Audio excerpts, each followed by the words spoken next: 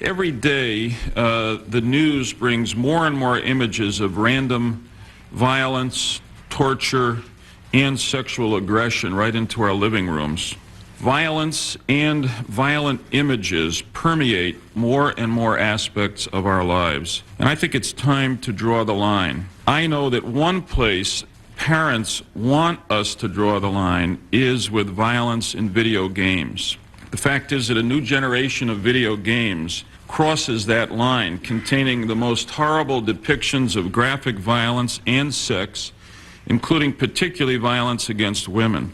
Like the Grinch who stole Christmas, these violent video games threaten to rob this particular holiday season of a spirit of goodwill. Instead of enriching a child's mind, these games teach a child to enjoy inflicting torture. For those who have not seen these so-called games before, I want to show you what we're talking about. What you're about to see are scenes from two of the most violent new video games. First, we have Mortal Kombat, which is a martial arts contest involving digitized characters. We're going to show two versions of the game. In the first segment, which is Sega's version, blood splatters from the contestants' heads.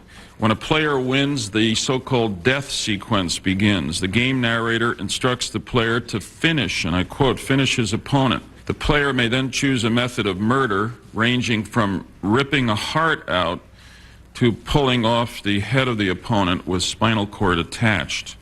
The second version, made by Nintendo, leaves out the blood and decapitation, but as you will see, it is still a violent game.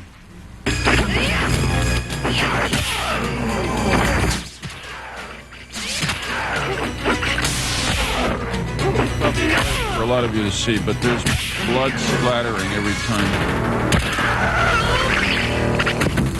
Kato wins. Flawless victor fatality.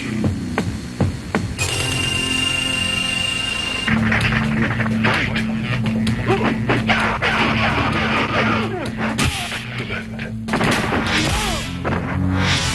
Excellent.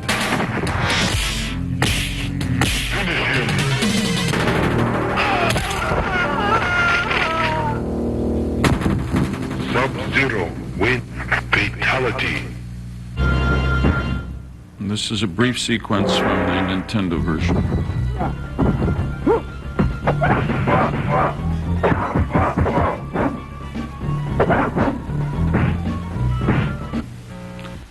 Now, the difference there, as you can see, is that that version does not have the finishing sequences, the death sequences, and in fact, instead of red blood spurting out, there's some other liquid, but it doesn't look like blood. Now the second game is Night Trap, which is a game set in a sorority house. The object is to keep hooded men from hanging the young woman from a hook or drilling their necks with a tool designed to drain their blood. Night Trap uses actual actors and achieves an unprecedented level of realism. What is particularly troubling about the scene in this film that we have an extract of is a graphic depiction of the violence against women with strong overtones of sexual violence. I find this segment deeply offensive and believe that it simply should be taken off the market.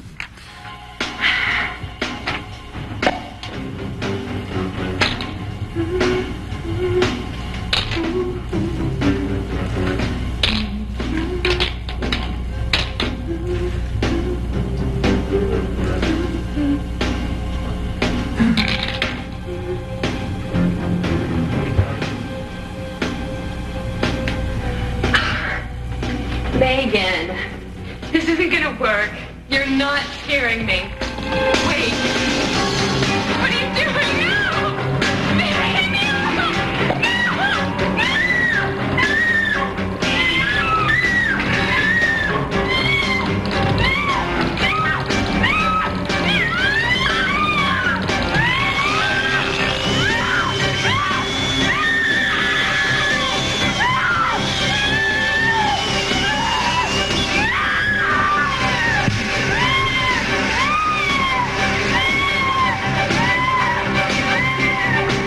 Pleased that the video game business, by this action, has shown that it recognizes that there's a problem here. A credible rating system will help parents determine which games are appropriate for children of different ages, and that is exactly what our proposed legislation contemplates. But I must say here that creating a rating system is, in my opinion, the very least the video game industry can do, not the best they can do. It would be far better for America's parents and children if the industry simply kept the worst violence and sex out of their games. Mortal Kombat and Night Trap are not the kind of gifts that responsible parents give. Night Trap, which adds a new dimension of violence specifically targeted against women, is especially repugnant. It ought to be taken off the market entirely, or at the very least, its most objectionable scenes should be removed. But those games are only two examples. Let me tell you about another video game called Lethal Enforcers. It comes with a special piece of hardware, an oversized handgun called the Justifier. And what does this game seem to teach our kids? Basically, that a gun can solve any problem. With Lethal Enforcers, sometimes the player hits innocent bystanders. In that case, blood splatters to the ground. But what the heck? Bystanders need to learn to get out of the way. Make no mistake about it, Lethal Enforcers is aimed at young kids. Just look at the ad. The warning label is almost entirely obscured, but enormous guns dominate the package. The ad features more than 20 guns in all, and the lead of the ad says, "You won't find a toy like this in any Cracker Jack box." Well, I hope not. What a cynical, irresponsible way to market a product. About 2 months ago, I saw the video game Night Trap for the first time. It is a sick, disgusting video game, in my judgment. It's an effort to trap and kill women. Shame on people that produce that trash. It's child abuse, in my judgment. Nintendo is just as concerned about the issue of violence, whether in movies, television, or video games, as anyone in this room. Of course, every entertainment executive tells Congress that, but Nintendo can back it up.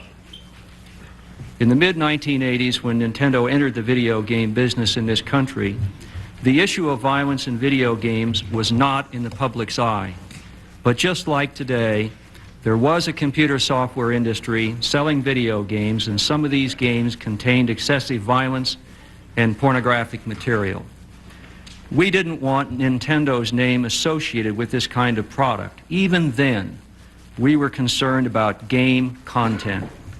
So in 1985, when we launched our first Nintendo home video game system, we made a conscious business decision not to allow excessively violent, sexually explicit, or other offensive games in our system. We incorporated a patented security chip in all Nintendo hardware and software, and this enabled us to review and approve the content of all video games played on Nintendo's hardware, either video games sold directly by Nintendo or games marketed by our approximately 70 independent third-party licensee companies.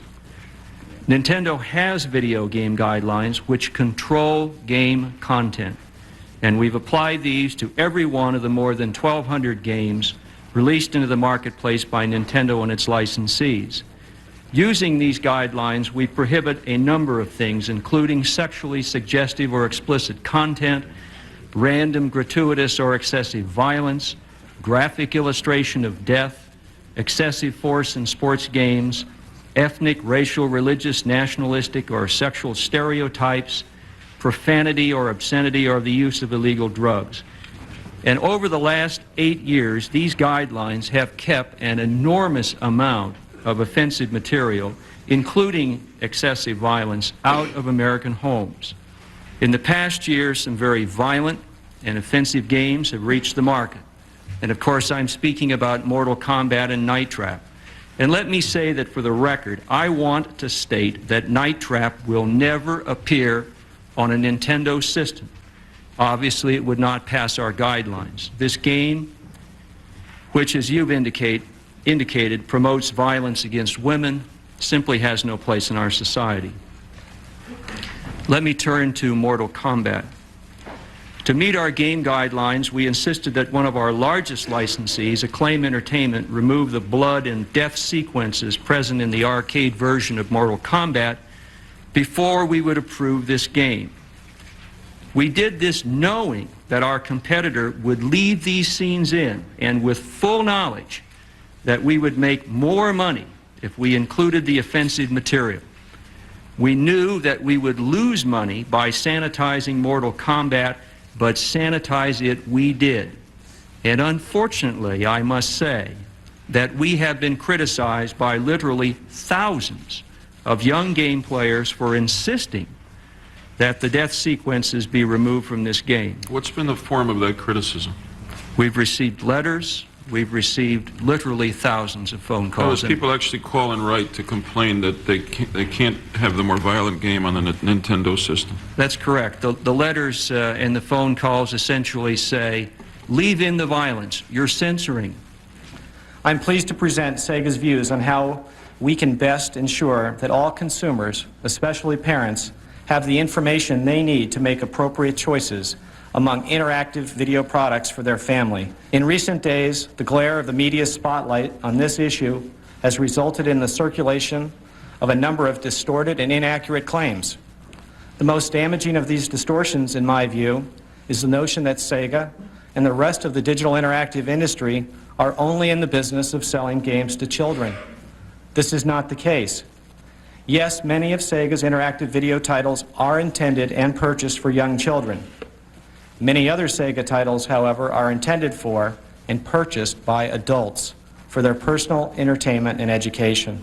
The average Sega CD user is almost 22 years old, and only 5% are under the age of 13.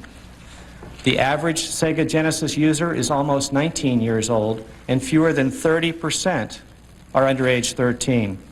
There truly is something for everyone in our software catalog, and the variety of available software is multiplying each day. Looking at our most recent data for 1993, action-adventure titles such as Sonic Spinball and Jurassic Park account for 40% of the revenue from our library. Sports titles such as NBA Action 94, World Series Baseball, and Joe Montana Football account for 35% of revenues. Fighting games such as X-Men and Eternal Champions comprised 13% of revenues. Titles in the children and entertainment categories such as Barney and Where in the World is Carmen Sandiego and Fun and Games produce 5% of our revenues. Role-playing games such as Landstalker make up 5% of revenue, and strategy and puzzle games such as Dr. Robotnik's Mean Bean Machine constitute 2% of revenues. As you can see, evolving interactive technology has spawned a huge market that goes well beyond the child-oriented directed titles that gave the industry its start.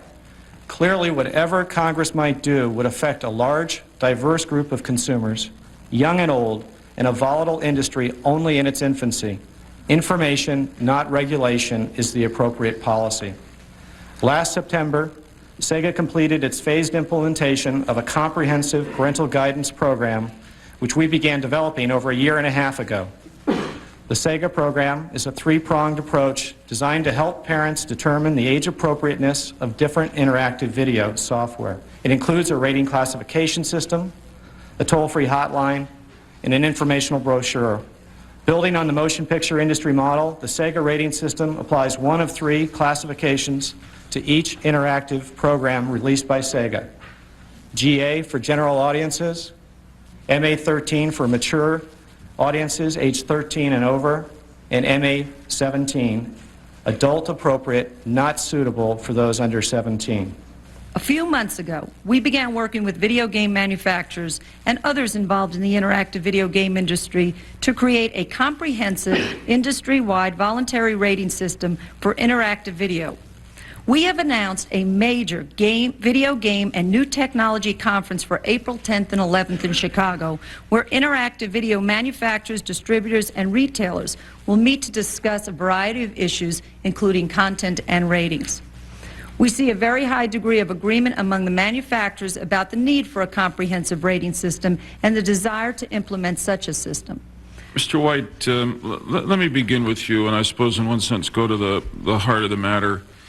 We saw the clip before from Night Trap with the woman being attacked, and I said earlier that I thought that violence was gratuitous and offensive and ought not to be available to people in our society. Mr. Lincoln, just here a few moments ago, as vice president of the other leading company in this field, Nintendo, said, and I quote, "This game simply has no place in our society." Why don't you agree? Why doesn't Sega just pull Night Trap off the market? I think, Senator, with all due respect, the point I tried to make in my oral arguments and testimony was that this industry, as part of the interactive media industry, has grown tremendously. That children represent only a portion of the audience that we try to serve with our interactive software. Night Trap was developed specifically for an adult audience. Sega took a leadership position in establishing an independent rating council and appropriately labeled Night Trap MA-17 not appropriate for children. And we believe, just as Congress has treated the motion picture industry, that we as an industry should have an opportunity to regulate ourselves, and believe that we've taken that first step this morning in developing an industry-wide coalition to adopt an industry rating system with enforcement. I must say that the exercise of responsibility, do you think it's even appropriate for you to be pushing that stuff out there for adult audiences to use? I mean, it's... Well, I think it's with appropriate. the way in which the woman is attacked. I mean, clearly she's dressed provocatively. She's brutally attacked by the people dressed in dark clothes there. Is that... Why even... You've mentioned a list of products that your company produces. A lot of them are great. Why do you need to go across that line and produce this stuff for adults or kids? Let me make 2 points. First, if you showed only the violent and gory scenes from out of context consecutively, one after the other, from Roots or Gone with the Wind, you might conclude they're horrible films. But in reality, they aren't. And what you've done is picked a particular segment of that game. Let me clarify. A winning effort within Night Trap saves the women. Your job as the player is to identify the villains and to trap them. If you are a good player, you keep the villains from the women and men who are potential victims. This game is an appropriate game for adults that choose to entertain themselves in this way, shape, and form. If you're a bad player, what happens? If you're a bad player, you will see that scene. The woman gets attacked. The woman gets attacked. I want to show you the tape of an advertisement for Mortal Kombat. Now, this game is rated MA-13. It has the death scenes at the end that we talked about. MA-13 means that it's not appropriate for children under 13. But just take a look at this ad that Sega placed promoting Mortal Kombat and some other games, and tell me whether it doesn't have the effect of encouraging children under 13 to buy Mortal Kombat. Young Bobby Engels has a problem. He needs to earn the respect of his peers. So he gets Sega Genesis, the ultimate action system. And then he buys Mortal Kombat, the arcade edition, and the all-new Shinobi 3, and Marvel's X-Men. Now, things are pretty much okay. I said chocolate chip. Say it. Say it. Sega! Okay, to me, if I may, the nerd that you have made into a hero by encouraging him to buy Mortal Kombat looks to be under 13. The ad certainly is calculated to encourage kids to buy that game, and I'd be interested in knowing, apart from the content of the ad, which seems directed toward children, what you can possibly do in placing that ad on television to make sure that kids under 13 are not watching it and therefore feeling that their masculinity, or if not their freedom from bullies, will be determined by whether they play this game. That advertisement was directed to teens specifically, not to children. I can't comment on the age of the cast within the commercial because I'm just not familiar with it. The intent with the Sega video game rating system and the independent counsel and the packaging guidelines that we've established, Senator, is to take a first step. And we're proud of that step we've taken. We don't believe it's perfect, but we do believe that more information and a better rating system is the answer, not regulation and certainly not censorship. He discussed with me and sent me an ad from GamePro magazine. Now, these involve Sega products, although I see that it's placed by Namco, so you'll have to tell me whether you're responsible for it. Not. I'm sorry, we're not. Okay, let me just direct you, and I don't know to what extent you have any ability to control this. At the top, it says he's back. Splatterhouse 3 for the Sega Genesis is the kind of game rating systems were invented for. Now, and then it goes on at the bottom to advertise that it includes deadly new weapons, 6 levels of monster bashing mayhem, and killer special moves. Don't you agree that kind of advertisement makes a mockery of your rating system? By that I mean to say the specific reference to this is the kind of game that rating systems were invented for. I haven't seen this advertisement, Senator Lieberman, and we don't have control. Got it now, we don't have control over what an independent publisher would say about our system, nor, I believe, would the motion picture industry have control over what an individual studio might say about the MPAA guidelines. But wouldn't you agree, just having seen it now, that makes a mockery of your rating system? And I can't believe that's what you want your independent producers to do with your rating system. The point that I'm making, Senator, is that the game ratings, it just doesn't go far enough. We have to get our hands on the game content. And we've been doing that, but like any other system, it's not perfect. Let me make just a couple of other points. I can't sit here and allow you to be told that somehow the video game business has been transformed today from children to adults. It hasn't been, and Mr. White, who is a former Nintendo employee, knows the demographics as well as I do. Furthermore, I can't let you sit here and buy this nonsense that this Sega Night Trap game was somehow only meant for adults. I'm not the fact of the matter is, this is a copy of the packaging. There was no rating on this game at all when the game was introduced. Small children bought this at Toys R Us, and he knows that as well as I do. When they started getting heat about this game, then they adopted the rating system and put ratings on it. But today, just as I'm sitting here, you can go into a Toys R Us store or a Walmart or a Kmart, and you know as well as I do that you can buy this product, and no one, certainly no sales clerk at retail, is going to challenge you.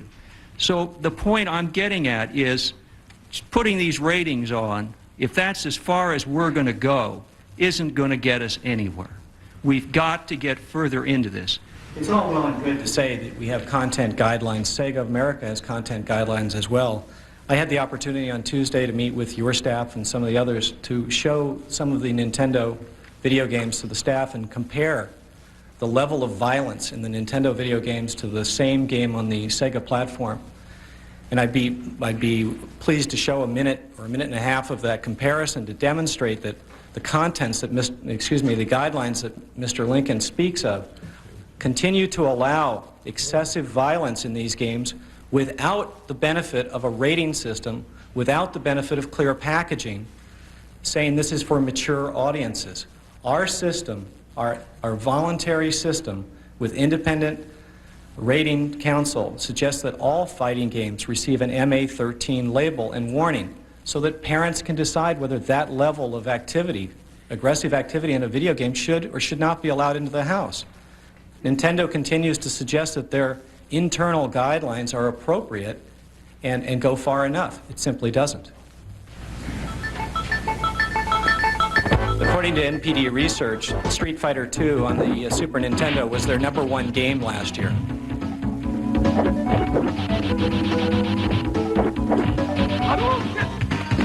You saw the Nintendo version, now the Sega version.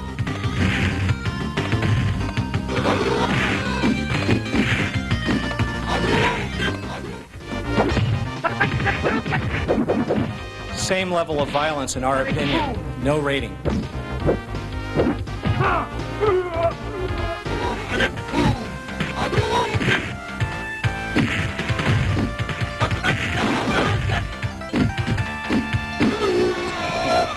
I think the point is made. Today, Mr. Lincoln, on behalf of Nintendo, has accepted the idea of a rating system. They have previously been self-regulating more than you have. They chose not to produce Night Trap, and they have a clearly less violent version of Mortal Kombat out. You have a rating system, but I've still not today heard you accept responsibility for regulating the content of your games more than you already are. Notwithstanding the tape you've shown us, which doesn't compare, in my opinion, to Mortal Kombat and Night Trap, is what's at issue here. There's an interesting difference between Sega and Nintendo in this matter in that we have moved ahead with CD technology, using a CD-ROM player as an interactive entertainment device. We have Sega CD on the market. We've had it in the market since November of 1992. Nintendo does not have a CD-ROM device. They continue to focus their marketing efforts against children. We have recognized that the interactive entertainment market is far larger than just a children's market. The demographics of our Sega CD player, which are 60% adults, suggests that that is the fact. And we would like to see a rating system that will allow us to develop games for that broad array of players, but give the consumer the information necessary to make an appropriate decision for his or her family. All right. Back in September, we made a concerted effort from the VSDA to meet with all the video game manufacturers. Sega helped to implement it. We had 8 different manufacturers showed up. Nintendo declined. And at that meeting, the most important thing we did discuss was the video game rating system and how we were going to implement that system. I understand that when Night Trap was released, it was not rated. And I might be wrong, but I understand that the first time you rated it at the 13 level. Is that not correct? You're wrong, Senator. I'm sorry. The rating system went into effect in June. It was rated for the first time, and it was rated MA-17, and it was produced with that label on it from that point forward. And do you view those over the age of 13 as mature? There's 3 designations that the Independent Rating Council chooses to designate the product. It's MA-13, appropriate for teenagers and older, but not for young children with parental. But doesn't have the word mature attached to that? Yes, I believe it does. And so the presumption is those over 13 years of age are mature? Yes. Are you kidding me? With parental discretion. I'm referring now to... What are you thinking about? The MA-13 titles. Go ahead. I'm sorry, I'm referring to the MA-13 titles, not the MA-17 I understand, titles. but what are you thinking about if you believe that the establishment of a classification system identifies kids 13 or over as mature? It's similar to, then the guidelines that the Independent Council uses are similar to those established by the motion picture industry on PG-13. With respect to the question of the video arcade and the video games in which a woman is grabbed by the neck with a hook and drilled in the neck with a tool, and someone grabs the heart out of a character, we ought to have just as much concern about protecting our children against that sort of trash as we have in dozens of other areas in protecting our children. And I honestly, Mr. White, I read your statement, and I honestly think that you don't understand what we're talking about here. Let me tell you why. In your final point about Night Trap, you say this: finally, there is some research suggesting a short-term, momentary increase in playful, aggressive behavior after playing video games or watching violent television programs. There is no research concluding that this has any lasting impact. In fact, quite the opposite is true, you say. My sense is that you really don't get what this hearing is about, and I don't mean to single you out. It's likely there are others that ought to be sitting in your place. But you know, we, it seems to me, have to begin to exercise some common sense to protect our children.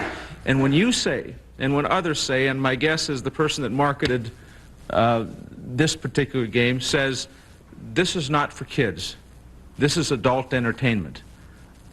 The fact is, you know and I know that kids in this country will have wide access to it. And we need to exercise responsibility to see that we protect those children. And frankly, prior to this hearing, I've seen very little effort on the part of people in the industry to do that.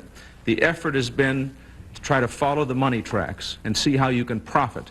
Unfortunately, profiting at the expense of America's kids is not moral profit in my judgment, and my hope is this hearing provides a direction that is much more constructive for this country and for our kids. And I read from the latest version of the guidelines, which is December 2nd of 1993. As always, Sega will not approve products which contain A1, material that encourages criminality of any kind.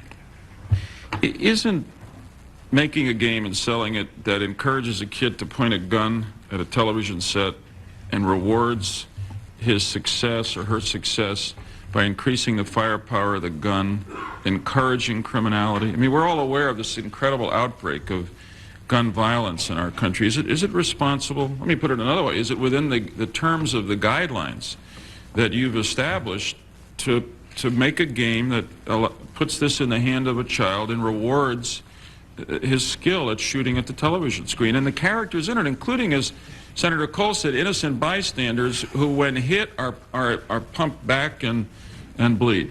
Senator, we rely on the Independent Rating Council to help us make those decisions because we at corporate are not psychologists, we're not sociologists, we do not understand the detail of that research that was discussed at the first panel. We rely on experts to help make those decisions. And they have rated that product MA17, only appropriate for adults. I may also point out that Sega produces product for a rapid-fire machine gun that uses the same technology, to our understanding, with several games available, and they have no rating on that product to suggest that product's for adults. Nintendo produces that, you're saying? Yes. Yeah. So it's a similar device. It's a bazooka rather than a handgun. And what is the game is that for a video game? Mr. Lincoln, do you want to? This is a thing that comes with the, or can be purchased with the Super NES. It obviously doesn't quite look like what you've got in your hands. It's called the Super Scope. The gun that you have in your hand is called the Justifier. I think that this game is a target shoot. This device is for target shooting and whatnot. You know, I guess I'd rest my case with the fact that we're not putting the name Justifier on it. And the game that you're speaking of, Lethal Enforcer, let me tell you that that game was initially rejected by Nintendo. We told the licensee that we would not allow that game on the market. Right. We told him that he would told it that they would have to take off the word Justifier, and we made a number of substantial changes to it. And we also told him we wouldn't approve this kind of packaging. The end result is that that product is not yet out on the Nintendo platform. I hope before it goes out on the market, you'll think again about it, because it's more than the name Justifier on this. This is a handgun, pure and simple. And no matter what the name is on it, putting it in the hands of a kid just gives them the wrong idea. As I must say, to me that looks like a weapon, and not like a high-tech implement of any kind. It looks like an assault weapon of some kind. Mr. Johnson, you probably got the hardest job of all in your arcades and other facilities, but what if there is a rating system on the video games? Are your members in a position to start to try to exercise some influence on what, for instance, if a 10-year-old goes up and starts to play Mortal Kombat or Night Trap, can you do anything to stop him from doing that? Again, one more time, first of all, Night Trap isn't out in coin-op, and right. So that's not an issue. A Mortal Kombat, in answer to that question, absolutely no way. The coin-op is spread literally every small town in the United States. The vast majority of locations, while you're familiar and focusing on the major game rooms, that room that is housed and has an attendant, remember that there are movie theaters and grocery stores and restaurants, nightclubs, and virtually every type of location, retail outlet you can think of that today houses video games. And in most of those cases, they are not in immediate supervision. And under those scenarios, as an example, if you were to rate Mortal Kombat and say it is absolutely not to be played by anyone under the age of 17, in the commercial arena, we have no way of enforcing that, short of simply not placing the game. And in some cases, you're doing that in response, your members are doing it in response to And that's what we're saying. From the pressure. coin-op side, the market pressure is causing that. Let's face it, we can sit here all day and talk about morals, but the reality of the business world out there, and unfortunately in many cases, is driven by economics. Okay. And economically, our people are being forced to pull them. Final question for Mr. White and the panel. In your guidelines, you say that you're not going to approve products which contain material that denigrates any ethnic, racial, sexual, or religious group. Obviously, I think that Night Trap denigrates a sexual group, namely women.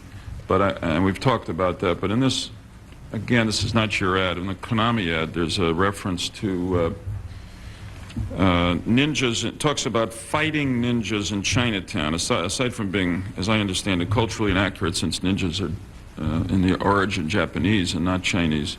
Do you agree that that's in violation of the spirit of your own guidelines? And, Senator, those guidelines refer to the games, not to the advertising. We don't currently extend.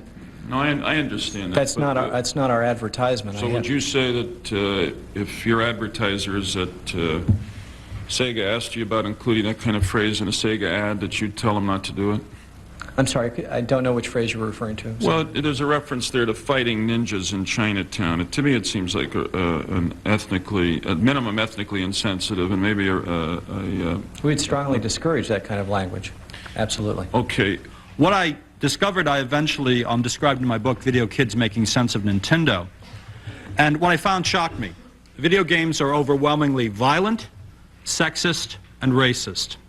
This new CD-ROM-based video game technology represents a major evolutionary step beyond the simple classics, simple graphics of the classic Space Invader arcade games so popular 15 or 20 years ago, or even the tiny animated cartoon figures that we see in the Nintendo system. When you combine this technology, the CD-ROM-based technology, which allows you to have these digitized films in the computer, when you combine those with virtual reality technologies like Sega's Activator, which literally allows you to have your movements sensed, punching, hitting, kicking, all translated into the computer, we have something which is a remarkably different and new type of thing. As a researcher, I'm absolutely convinced by what's coming out that the long-term effects of television on increasing aggressiveness in children and its carryover into adult life is very, very clearly there. Senator Wall concludes from his research that in the United States and Canada, the introduction of television in the 1950s caused a subsequent doubling of the homicide rate, i.e. long-term childhood exposure to television is a causal factor behind approximately 1/2 of the homicides committed in the United States, or approximately 10,000 homicides annually. He goes on to conclude that while other factors such as poverty, crime, alcohol, drug abuse, and stress certainly contribute to violence, the epidemiological evidence suggests that, quote, if hypothetically television technology had never been developed, there would be 10,000 fewer homicides each year in the United States, 70,000 fewer rapes, and 700,000 fewer injury assaults. I explored the 47 most popular video games in America. What I found out was that violence was the main theme. Of the 47 most popular video games, this is based on Nintendo Power polls, industry polls, 40 had violence as their main theme. Of these 47 games, 13 included scenarios in which women were kidnapped and had to be rescued, i.e. the idea of women as victims. This represents a total of 30% of the games, a number which is even more revealing when we take into account that 11 of the 47 games were based on sports themes such as car racing or basketball. Women were consistently rescued by men in these scenarios, and there's a gender issue operating obviously there, gender bias. And although men were often rescued in the games too, they were never rescued by women. My point is that video games such as Nintendo have a marked tradition of extreme violence, which is also combined with significant gender discrimination. I find that so extremely offensive, and the only word you can say to the manufacturers and the shareholders of the company is shame on you. And I think that they really should stop and think about what they're doing. I mean, how would you like to have a teenage daughter go out on a date with someone who's just watched or played 3 hours of that game? The technology that we are getting through the video games is phenomenal. And certainly it's can have the power to prepare our children for a future that we are not even able to understand ourselves, and a future that's well worth looking forward to, if we can get the industry to change some of the values and some of the levels of violence that are in the games.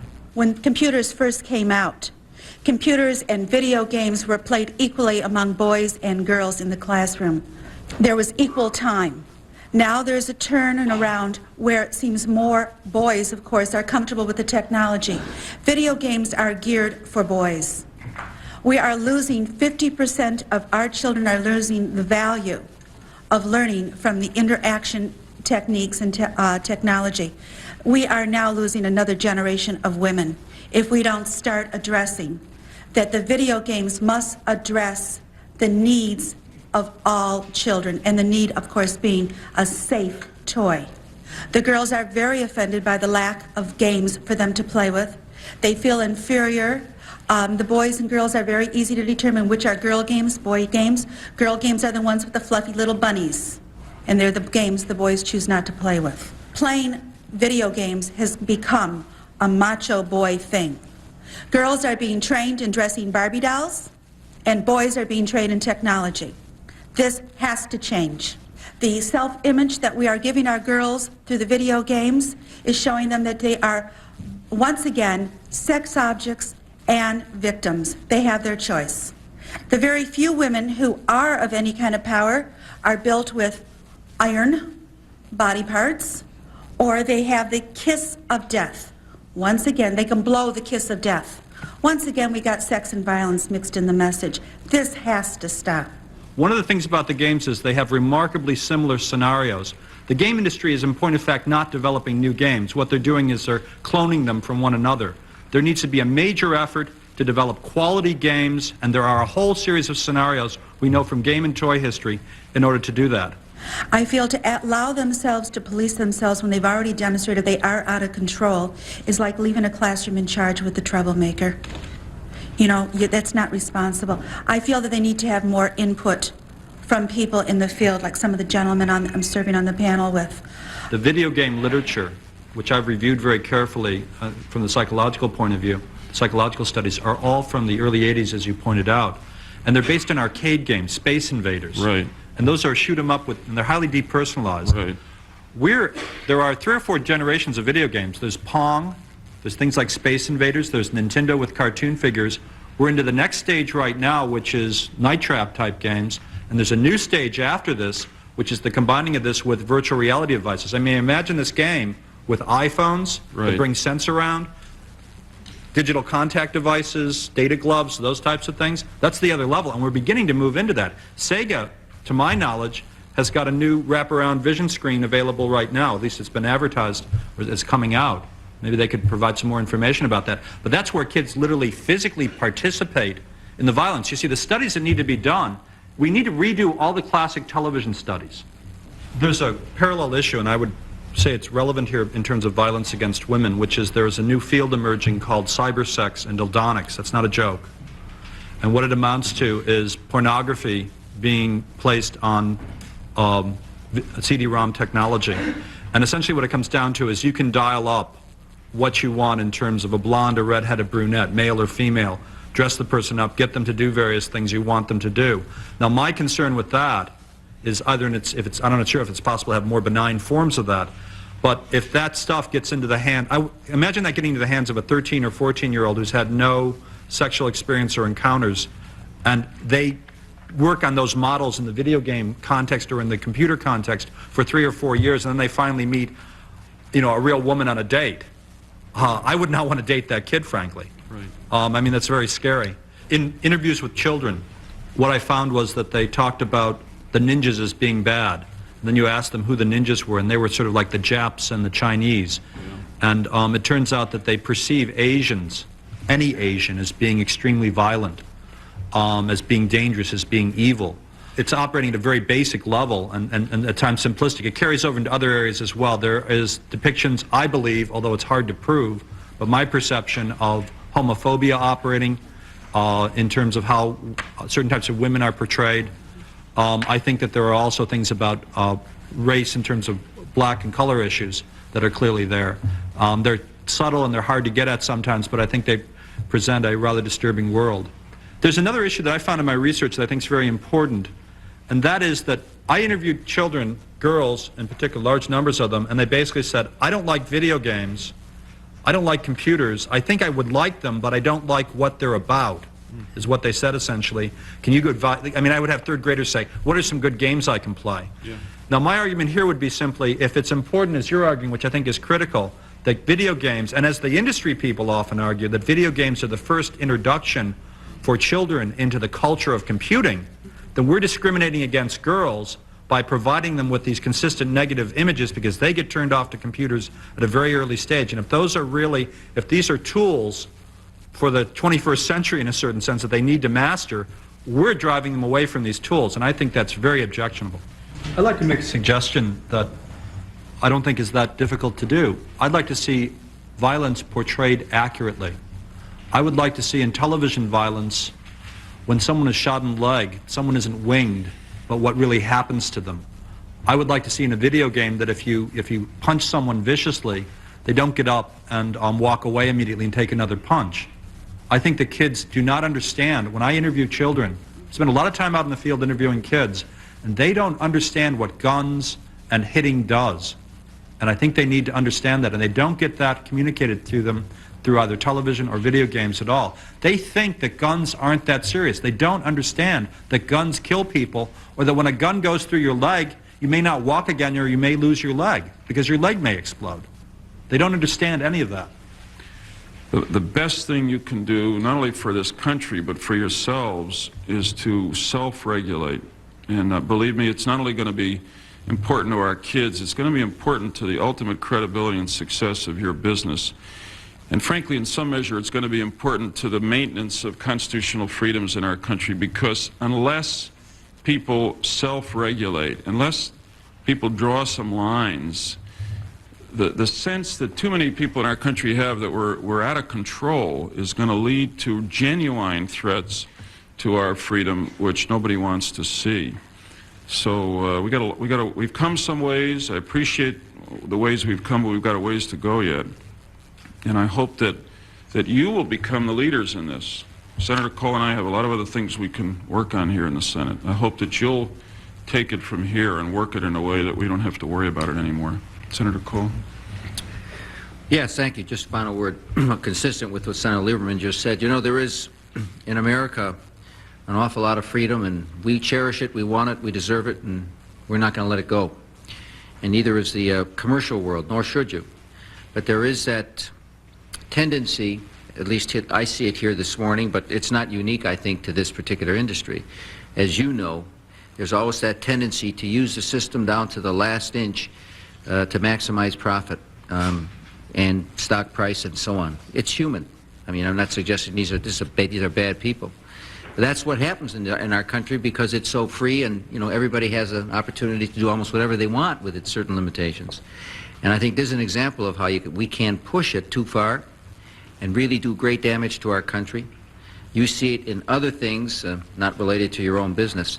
But I think those of us who are here today see it in this business. And we hope very much that you step back and take into account our common responsibilities as citizens here, and not only as people who are employed to maximize profits. I hope you walk away with one thought today, that if you don't do something about it, we will.